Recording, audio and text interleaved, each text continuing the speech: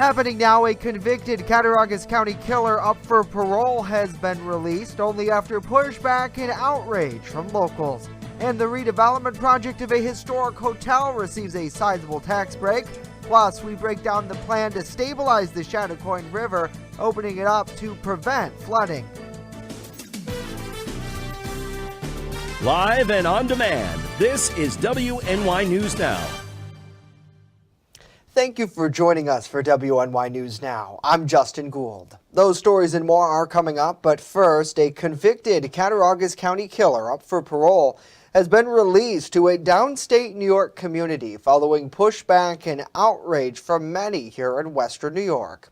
Senator George Paroled says murderer and rapist Edward Hint was released to Dutchess County Thursday. Paroled learned the news from the Department of Corrections and Community Services acting commissioner. Hint was convicted for the 1999 brutal rape and murder of Penny Brown from Salamanca.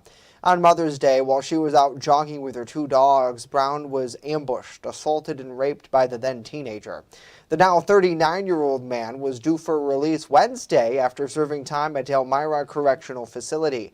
However, many, including State Senator George Paroled, pushed back, pushing against his resettlement in our region. He belongs down with the people who believe this is a good thing, the people that believe that having a dangerous, violent felon like this released back into the community is all part of their social justice agenda. And if that's acceptable to them, then live with it, not us. As a result of Kint's crime, a 2003 bill known as Petty's Law was passed, closing a loophole that raised the sentence from 14 and 15-year-olds convicted of second-degree murder. A man wanted for fleeing law enforcement in South Dakota was arrested here in Jamestown on Wednesday. Officers with the Jamestown Police Department made contact with John Arnott during a traffic stop in the area of North Main and West 13th Streets. The 39-year-old North Carolina resident allegedly had an obscured license plate on his vehicle, along with a temporary registration which had expired. During a check of his record, it was found that Arnott was wanted out of South Dakota as a parole absconder for charges of possession and distribution of controlled substances, as well as burglary. Arnott was held at Jamestown City Jail as a fugitive from justice. He also faces several traffic citations. A 46-year-old woman was sentenced in connection with a residential burglary here in Jamestown.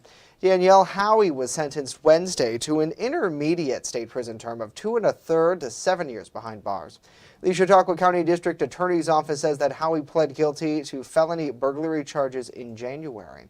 She was first arrested following an October 2021 burglary in Jamestown, where Howie broke into the victim's home, stole money, and damaged property.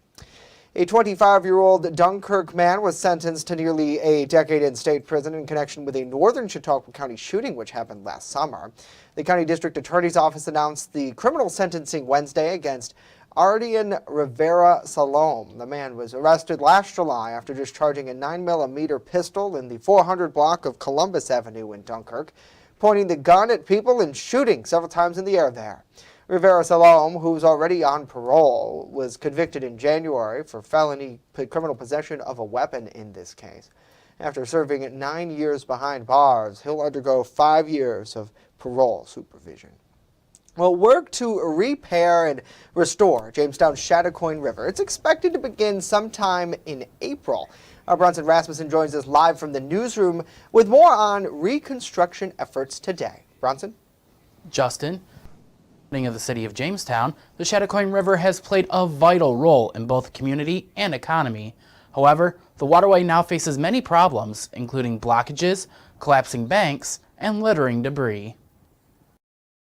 Director of Conservation at the Chautauqua Watershed, Twan Leaners, is ready to help the Chadakoin River. It has a number of vertical stumps and all kinds of debris that's accumulated over decades in there. And two of the different projects actually involve clearing those out as soon as possible. Each spring, the river experiences constant flooding in swampy regions of Jones and Gifford Avenue. With funding in hand, environmentalists will attack the source of the problem: beaver dams blocking water flow. Any of the wetlands on either side of Jones and Gifford Avenue drain into Canal Street and eventually drain back into the Chadakoin River. These beaver dams that have been in place for several years now have actually blocked the outflow of Canal Street, and as a result back up all the water in Canal Street onto Jones and Gifford. So the repeated flooding that you encounter routinely after a big storm or a snow melt is actually imminently preventable. Another problem is with the riverbanks downtown. These areas have been undercut by several feet due to water level maintenance. In addition, the only thing keeping current banks from collapsing is a slew of dead, dying, and undesirable flora holding them together. We've been joking about how the only native plants that live on that bank right now are poison ivy. Everything else really needs to go, unfortunately. But the thing is, once these trees are removed, and some of them are true health hazards at this point, they could truly go at any moment, that will be the last thing that keeps these banks in place. Now, Jamestown City Council approved almost $328,000 to the watershed in American Rescue Plan Act funding, in addition to previous approvals of $35,000. The watershed hopes to have all of this work completed before the dams open up this May. Reporting live in the newsroom, Bronson Rasmussen, WNY News Now. All right, Brunson, thank you very much. Well, the redevelopment project of a historic hotel in Chautauqua County has received a tax break to help offset costs of their multi-million-dollar renovation plan. Earlier this month, the new owner of Hotel Lenhart in Bemis Point announced plans to renovate the nearly century-and-a-half-old iconic building. To aid in the process, the Chautauqua County Industrial Development Agency approved a payment in lieu of taxes agreement and a tax lease, which features a $842,000 tax abatement. The project was already awarded $500,000, part of an Altech loan, to help fund $9.9 million for the project.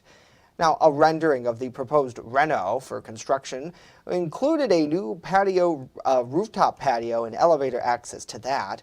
Plans for a bakery, creamery, heated pool, and spa, they're also in the works here. Now, last summer, it was announced a couple with decades of experience working in the hospitality industry planned to purchase the hotel. Certainly, it'll be great to see how that project comes along. Well, now let's switch gears and get a first check of our weather forecast. Chief Weather Forecaster Andrew Stevenson joining us today from the First Defense Weather Center. And Andrew, the sun back in the picture full force today. However, this morning it was kind of deceiving with the chilly temperatures out there. Yeah, it was a little chilly and the sunshine's not going to last long because we go back into rain for tomorrow and more rain on Saturday, but the sun will eventually return as we head into Sunday.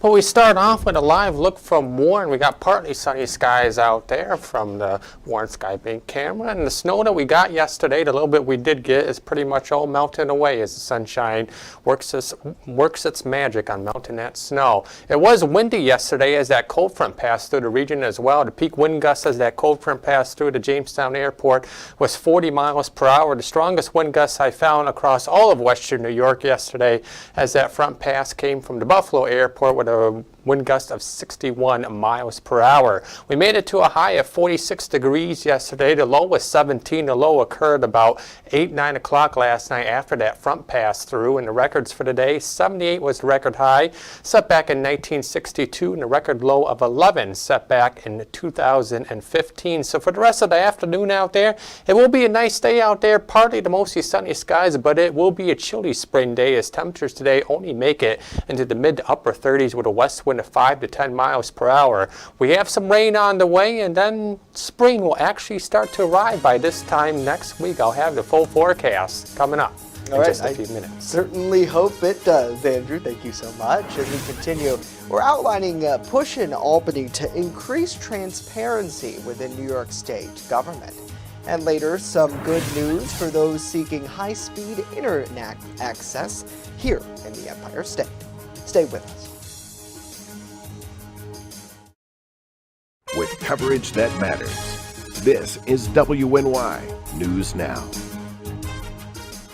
EagleZip.com is your local one-stop shop for all of your home and business computer needs. Located on Fluvan Avenue Extension, just outside of Jamestown, EagleZip.com sells and services all brands of desktops and laptops, as well as servers and network equipment for your business. All new computer sales include transferring your data from your old computer, plus a 2-year warranty. Call EagleZip.com today. Stop by EagleZip.com today and let us make computers easy for you. Have you ever wanted to live out your dreams? Hunt, fish, in all corners of the earth? Well, now's your chance. Follow Primitive Patriot Outdoors as we live out our dreams and show you how to live out yours through outdoor adventures. From Western New York to Africa to all corners of the earth, follow us on this adventure. It's an experience you've never seen before. Blood and Lures, Roku TV, channel 716. I'm a survivor. I'm a survivor. I'm a survivor. Testicular cancer is the leading form of cancer in men aged 15 to 35. 1 in 250 men will be diagnosed with testicular cancer. But 98% will survive if detected early. As a survivor, I believe early detection is the key. Learn how to do a testicular self-exam and other important facts about testicular cancer at oneball4tc.com. You're watching WNY News Now, where coverage comes first. Some New York State lawmakers have introduced a constitutional amendment aiming to increase transparency in the state budget process. Today, our New York State Capitol correspondent Elise Klein is breaking down the proposal. Just 3 days away from the state budget plan deadline, some lawmakers are pushing for a constitutional amendment that would halt legislative proceedings between midnight and 8 a.m. The amendment would also limit messages of necessity, which allow for the governor to circumvent the state's constitution's 3-day age rule for any legislation. Some Republican lawmakers say this amendment is needed to increase transparency of the state budget process. We are going down right now the same old slippery slope that history has shown us has not worked very well in New York State.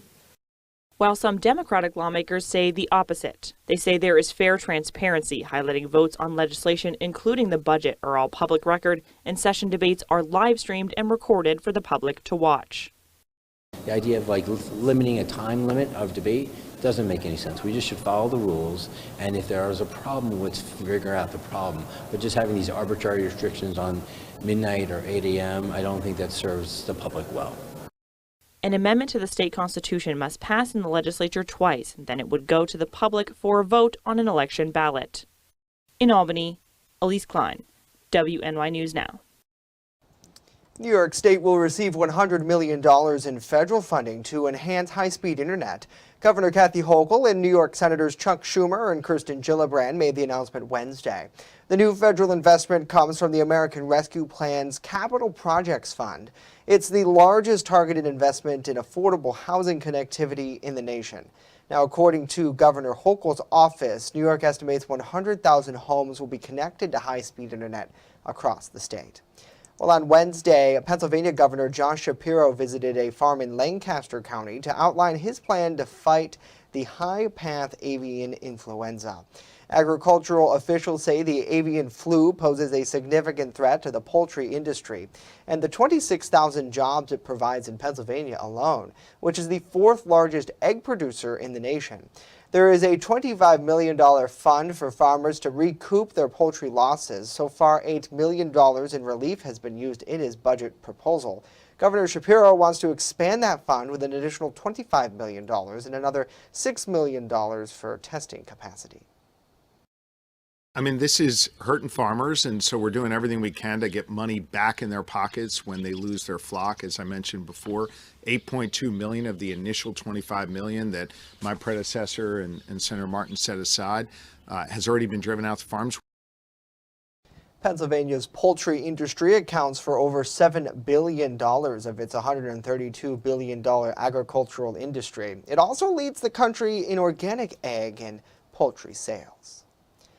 Well, it's been nearly 2 months since the Norfolk Southern train carrying hazardous chemicals derailed near the Pennsylvania-Ohio border. Crews are still cleaning up the mess, and locals are still impacted by the derailment. Our Washington, D.C. correspondent Rachel Knapp reports. For this small community, this isn't over. In a House Energy and Commerce subcommittee, the focus was about the government's response to the Norfolk Southern train derailment on the Ohio-Pennsylvania border in early February. The derailment, which was carrying hazardous chemicals, wreaked havoc in the small rural community. Doctors say the derailment has impacted people's health and mental health.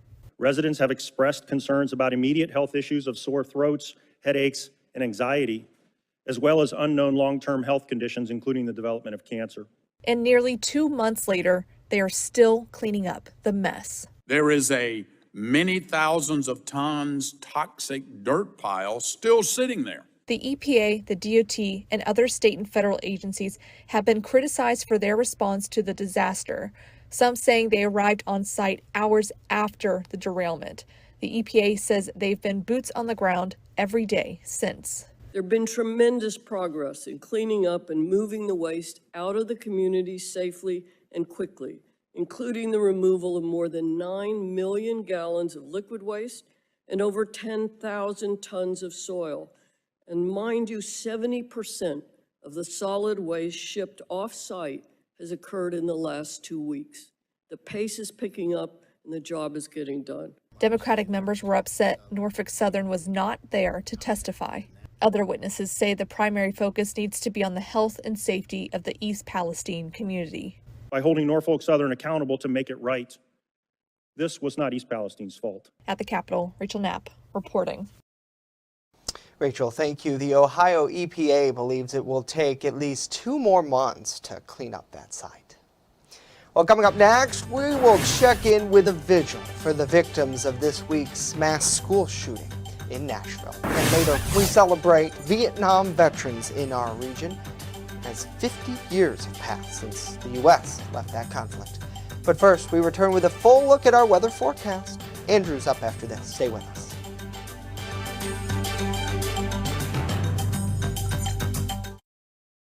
With coverage that matters, this is WNY News Now.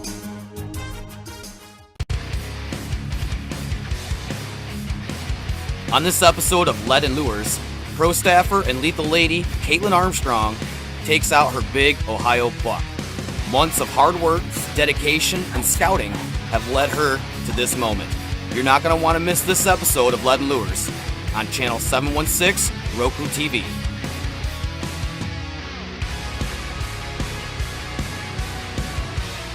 And if you want to see more of Caitlin Armstrong, follow her on YouTube, TikTok, and Instagram. At Caitlin Armstrong. Land has been quite the experience. I don't think that many kids in my son's school even do it. He makes fun of his friend who vapes. He would never try it. She's into soccer. She's on the honor roll. She's just not the type. No way. No way. No way. No way, my kid would never vape. Get your head out of the cloud. Today, nearly 8,000 kids will start vaping, maybe even yours. Learn about the dangers at talkaboutvaping.org.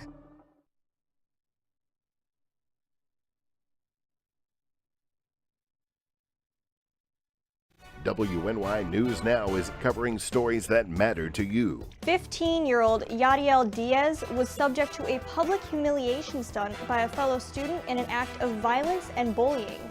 Now Yadiel's mother, Raquel, has had enough. Officials are trying to work with the county's homeless coalition to help support the homeless population locally. There are also plans in the works to build 2 new shelters. WNY News Now, where coverage comes first. Fast, accurate, and everyday. First Defense Weather.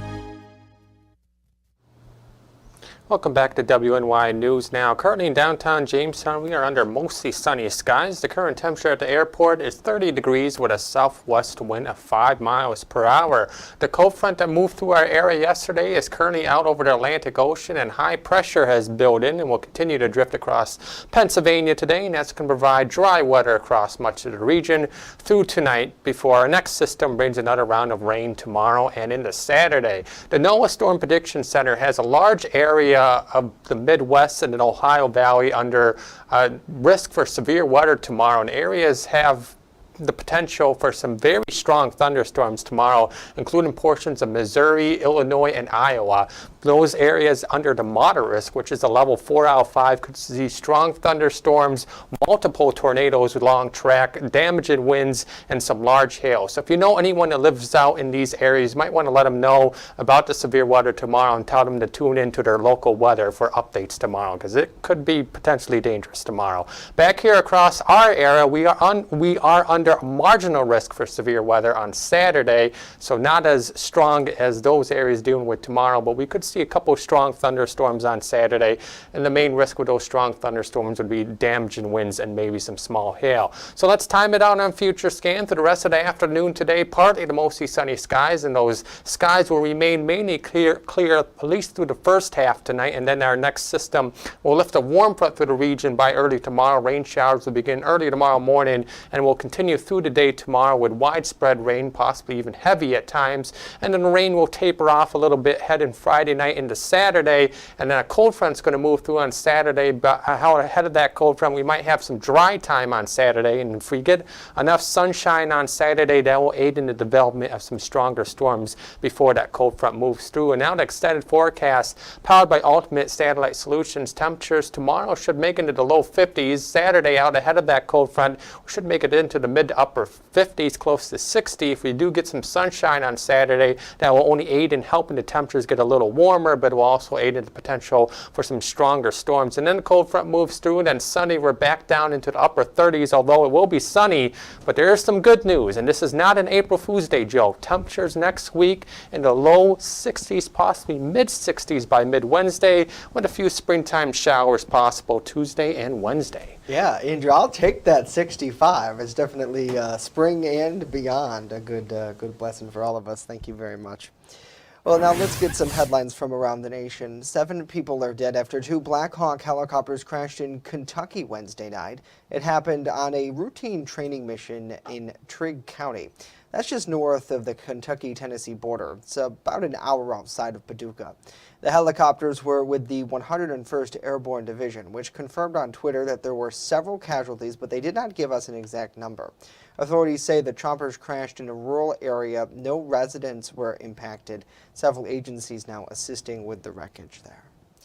Well, Nashville and the country, they're mourning the loss of 3 students and 3 staffers who were fatally shot Monday at the Nashville Covenant Elementary School. Those who knew them loved them and remembered them as a shining light in the community. Mike Valerio is in Nashville, where the First Lady attended a candlelight vigil. A candlelight vigil was held in Nashville for the 3 children and 3 adults who were gunned down on Monday. Our hearts are heavy as we join all of Nashville in mourning the deaths of Evelyn Dykes, Holly Scruggs, William Kinney, Cynthia Peak, Mike Hill, and Catherine Kuntz. First Lady Dr. Jill Biden attended the ceremony, and earlier, the longtime educator laid flowers at the Christian private school where the adults and children were killed, as family and friends are remembering those they lost. But I'll tell you, I know as sure as I'm sitting here that Catherine went down protecting those kids. Her friend, Catherine Kuntz, was head of Covenant Elementary School, remembered alongside Mike Hill, the school's beloved custodian, Big Mike to all the kids, and 3 9-year-old students. Evelyn Dickhouse, her family shattered, her pastor honoring her on Wednesday. She's amazing, shining light. Howie Scruggs, her father, the pastor of the church that runs the school, and their classmate, William Kinney. Substitute teacher Cynthia Peak, who was filling in at Covenant on Monday. She and Catherine Kuntz were both good friends of the wife of Tennessee's governor, Bill Lee. Cindy and Maria and Catherine Kuntz were all teachers at the same school and have been family friends for decades. In Nashville, I'm Mike Valerio reporting. Mike, thank you. Russia, meanwhile, has arrested a Wall Street Journal journalist on suspicion of espionage. Russia's Federal Security Service says that Evan Gurevich was spying for the American government. They say the U.S. citizen was detained while trying to obtain secret information on the Russian military-industrial complexes. According to the Wall Street Journal's website, he covers Russia, Ukraine, and the former Soviet Union. He previously worked for Agent France Presse, the Moscow Times, and the New York Times. In a statement, Wall Street Journal says it vehemently denies Moscow's allegations of espionage.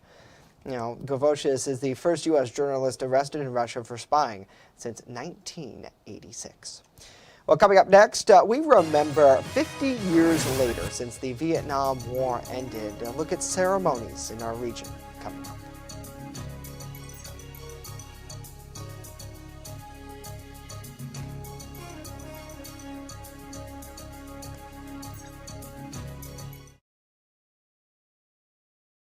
WNY News Now is covering stories that matter to you.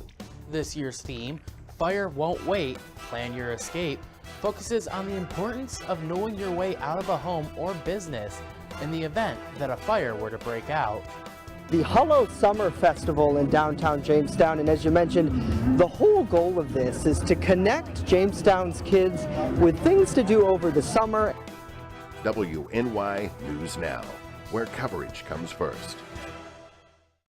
I know what you're thinking. I need a job. I need a new career. Well, I've been there. I've been there. I've been there. I wasn't happy with what I was doing. After high school, I didn't have a plan. I just wanted to start working. I got laid off twice, but you got to keep going. You just need the right skills. Find an apprenticeship. I found a 2-year IT program. I found a medical course online. I'm now a consultant in the tech space. You have more options than you think. You can do this. You will find something. You will find something new.